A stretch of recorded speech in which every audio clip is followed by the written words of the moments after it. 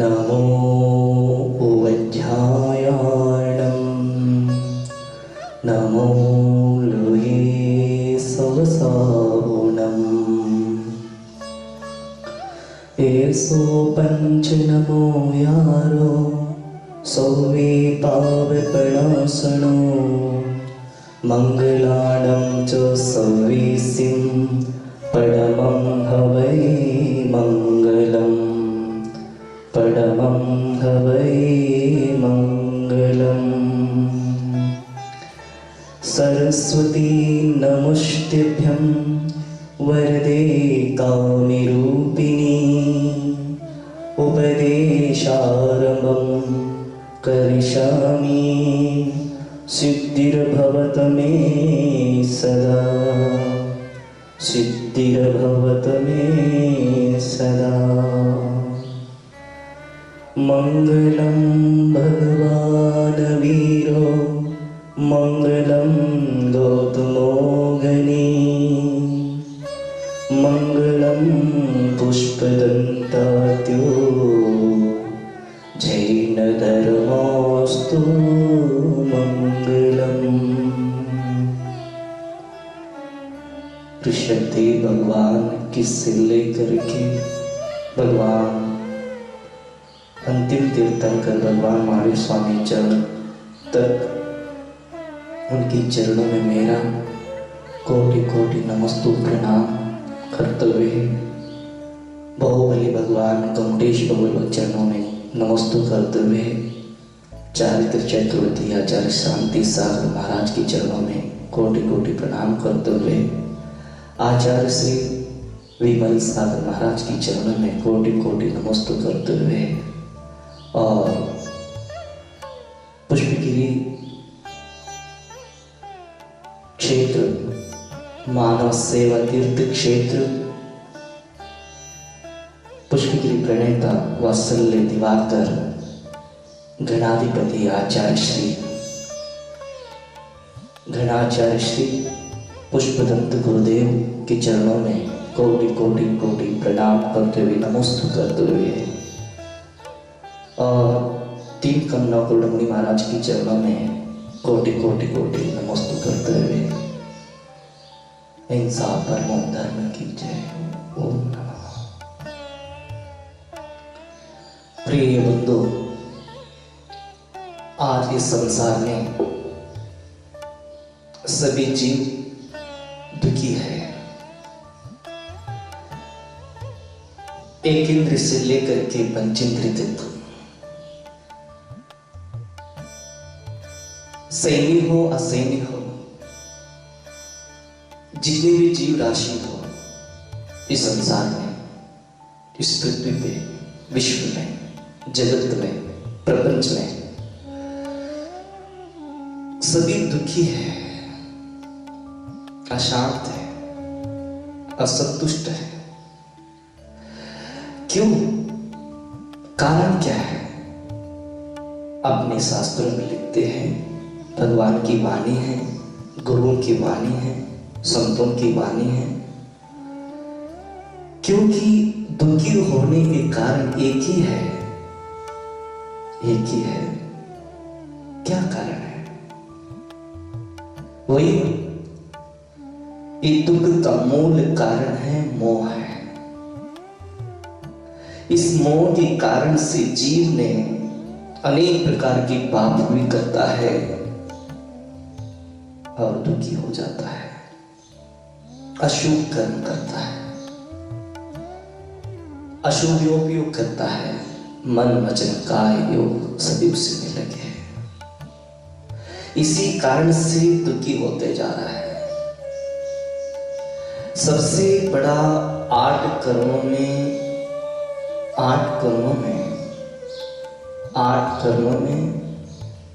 आप जानते हो, शास्त्र पढ़ते हो, जिनवाणी सुनी हो, फिर भी मैं कहता हूं, ज्ञानावरणी, दर्शनावरणी, वेदनी, मोहिनी, नाम, आयु, बहुत अंतर है। इस 8 कर्मों में सबसे बड़ा खतरनाक दुख का कारण होने वाला वही है। उसमें कर्म में मोहिनी कर्म, प्रचंड मोहिनी कर्म कहलाते हैं। इस मोह में जो भी आता है वही दुखी हो जाता है। इसलिए मोहिनी कर्म को नाश करने के लिए स्वाध्याय करना चाहिए, सत्संग करना चाहिए, त्याग का भावना करना चाहिए। इसलिए शास्त्रों में लिखा है दौलतराम जी ने, मोह मामोद पियो अनादि बोलो आपको परमोद्वादी। कहते हैं, आप सुन सकते हो, एक शराब पीता है, उस शराब पीने के बाद नशे में दूध होकर के आता है, माँ को पत्नी कहता है, पत्नी को माँ कहता है। और उस शराब पीने वाले को देखो, उस शराब पी करके गटर नाले में कहीं पर भी झरने में गिरता है। तो मेरे को आपसे एक बात कहना है, इस संसार में 3 प्रकार के लोग होते हैं। शराबी 3 प्रकार की शराबी होती है। 3 प्रकार के शराबी होते हैं। वो शराबी 3 प्रकार कौन कौन? जो शराब पीता है, माँ को पत्नी कहता है, पत्नी को माँ कहता है। तो मान बंधु, वो शराबी फिर पी करके गटर नाली में कहीं पर गिर जाता है और नशा 8 घंटा 3 घंटा यानी 4 घंटा 5 घंटा हो, फिर उसको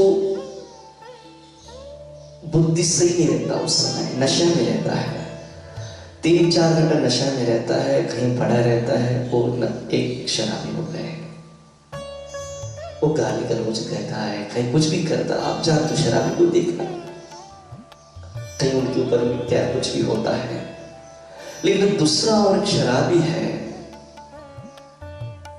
भगवान की वाणी है, कहते हैं दूसरा नशा वही वाला शराबी वही है, वो शराब पी करके बैठा है, सत्य क्या है असत्य क्या है, लेकिन वो शराब पी करके ना गटर में गिरता है, ना वो 5 मिनट का नशा नहीं, जन्म से लगी हो उसको नशा, अनादिकाल से लगी है उसको नशा।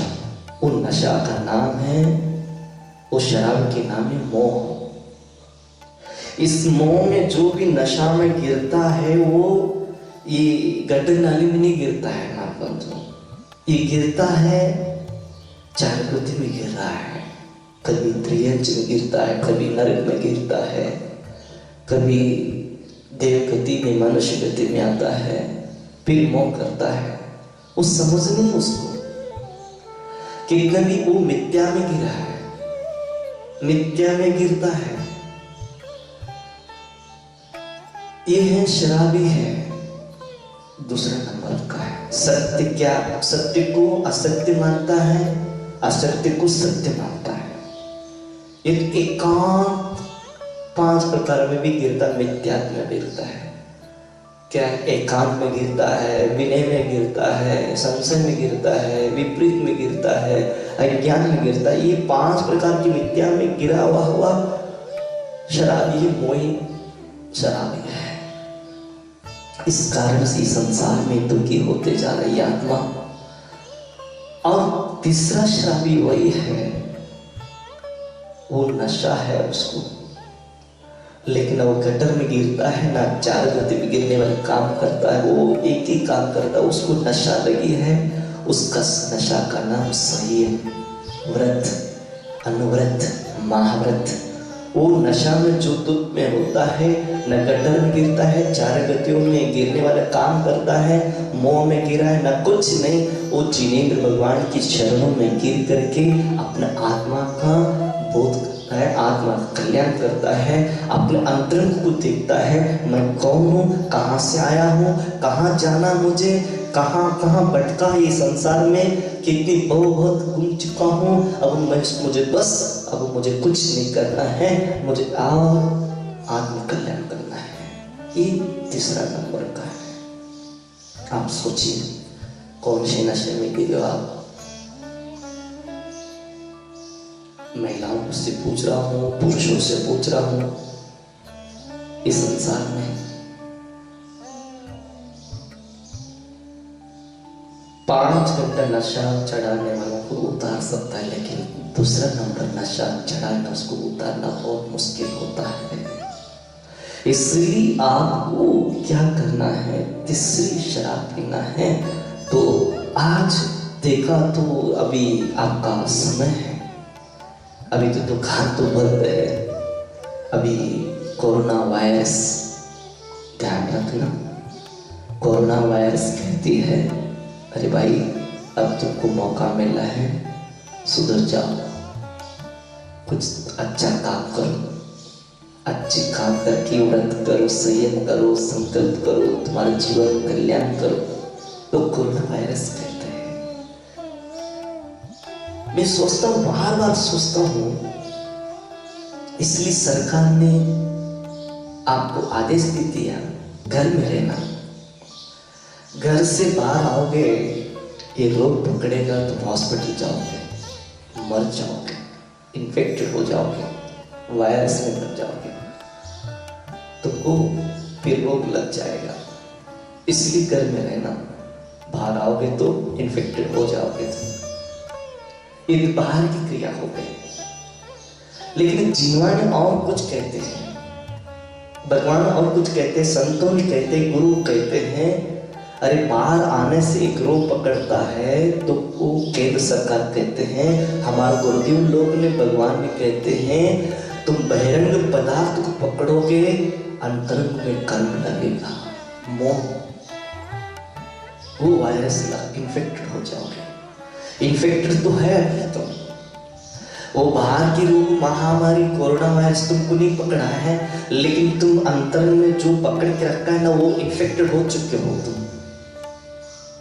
उन इन्फेक्टेड को छोड़ाने के लिए तुमको क्या करना पड़ेगा, व्रत का संयम करना पड़ेगा, संकल्प लेना पड़ेगा, गुरु की वाणी सुन करके व्रत लेकर के साधना करो, इन्फेक्टेड को दूर करो। आत्मा में लगी है ध्यान। अगर बाहर घूमेगा कोरोना वायरस के कारण महामारी में किसी को छू लिया तो स्पर्श कर ले, उनका इन्फेक्टेड तुम्हारे अंदर आ सकता है, तो फिर भी तुम आकांक्ष में पड़ोगे, तुम मोह करोगे, उसको पदार्थ को तुमने आंखों से और स्पर्श से करोगे, आंखों से देखोगे, उसका स्वाद लोगे, इंद्रियों के माध्यम से छू लोगे, स्पर्श करोगे, इन्फेक्ट हो जाओगे। तो एक काम करना भाई, आपको क्या करना चाहिए, इसको आपको घर में बैठ करके या तो एकांत में बैठ करके साधना करो, अंतर को स्पर्श करने की कोशिश करो। अभी दुकान में तो बंद तो है, लेकिन आप दुकान की चालू होता तब आपकी हफ्ते में हो या रात में हिसाब करते हो, कितना टका, कितना लोगों को पैसे दिया, कितना क्या किया मैंने, उसको विचार करते हैं ना, लिखते हैं ना। ऐसे ही आप इस समय आप एकांत में बैठ करके मैं कितने लोगों को धोखा दिया, कितने लोगों झूठ बोला, कितने लोगों को मैंने बात किया, कितने लोगों को क्या क्या गंदा बात किया, गाली दिया, क्या किया है, पाप किया है, सब उस हिसाब करो, चिंतन करो, आत्मा का जागरण करो, चिंतन करो भाई। बाहर घूमोगे तो महामारी और आंखों से फिर संसार मोह माया में पड़ोगे, आप क्या गारंटी है। इसलिए मान बंधु, आपकी अवकाश मिला है, मौका मिला है, सौभाग्यशाली वही होता है, पुण्यवान वही होता है। जो पुण्यवान वो नहीं है, सौभाग्यशाली वही नहीं, ये मत समझना जिसके पास कार, मोटर, साइकिल, सोना, चांदी, मकान, बीवी, बच्चे, खेत, प्रॉपर्टी है, बैलेंस है, जो भी है, गाड़ी मोटर है, उनके पास इतना बड़ा जायदाद है, प्रॉपर्टी है, वो पुण्यवान नहीं, सुंदर है, ये पुण्यवान नहीं है। पुण्यवान वो नहीं है, पुण्यवान वही है जो जिनेंद्र भगवान की वाणी सुनता है, स्वाध्याय करता है, सत्संग करता है, संगति करके सेवा करता है, मुनियों का वैयावृत्ति करता है, आहार कराता है और देव दर्शन करता है, सब कुछ करता है, तो वही पुण्यवान है। जिन्वान पड़ता है। पापी वही है, वो पापी वो नहीं है जिसके पास ये सब कुछ नहीं है, गाड़ी पाउडर प्रॉपर्ट नहीं है, वो दरिद्र, वो पापी नहीं है। पापी वही है जिसके पास कुछ भी नहीं, वो पापी नहीं है। पापी वही है सब कुछ मिलने के बाद भी जो जिनेंद्र भगवान को सब भूल जाता है, जिनेंद्र भगवान की वाणी भूल जाता है, पढ़ता नहीं, व्रत का नहीं करता है, संयम नहीं करता है, वो पापी है। ध्यान रखना मान बंधु, आपको एक मौका मिला है, कर्मों को, आश्रयों को रुको। कैसे? इसी समय आपको मिला है, ध्यान करो। काय तो काल में लगे भाई, काय को झंझट में लगे, फिर कभी मिलेगा, लेकिन आप उस साधना करो। पूरे परिवार बैठ करके स्वाध्याय कीजिए। आप कुछ नहीं, सबको आशीर्वाद मंगल में है, आप प्रेम से रहिए, आनंद से रहिए। यही तो हम ध्यान करो, मेडिटेशन करो, हमारा गुरुदेव के आशीर्वाद से हम भी कर रहे हैं, साधना कर रहे हैं। विश्व शांति का वो गुरुदेव इतना प्रार्थना कर रहे हैं, प्रे कर रहे हैं पुष्पगिरी में। इसलिए मैं कहता हूं, आप जितने भी जैन समाज है भारतवर्ष में, जहां जहां जैन समाज है, कोई भी हो, धर्म का, पंथ का हो, बस परमात्मा का भक्ति करो, आराधना करो। घर में ही मंदिर बना लो, घर ही मंदिर बना लो, परिवार के साथ बैठ करके नमोकार मंत्र, शांति विधान, कोई भी विधान करो, सब खुश रहो, आनंद लो। घर से निकलो तो रूप पकड़ेगा और पदार्थ को पीछे प्रवृत्ति कर्म का इन्फेक्टेड हो जाएगा। इसलिए मान बंधु, आपको गुरु का वाणी सुनते रहना चाहिए, सत्संग करना चाहिए। बस इतना कहते हुए मेरी बात को विराम देता हूँ। ओम नमः सद्गुरु।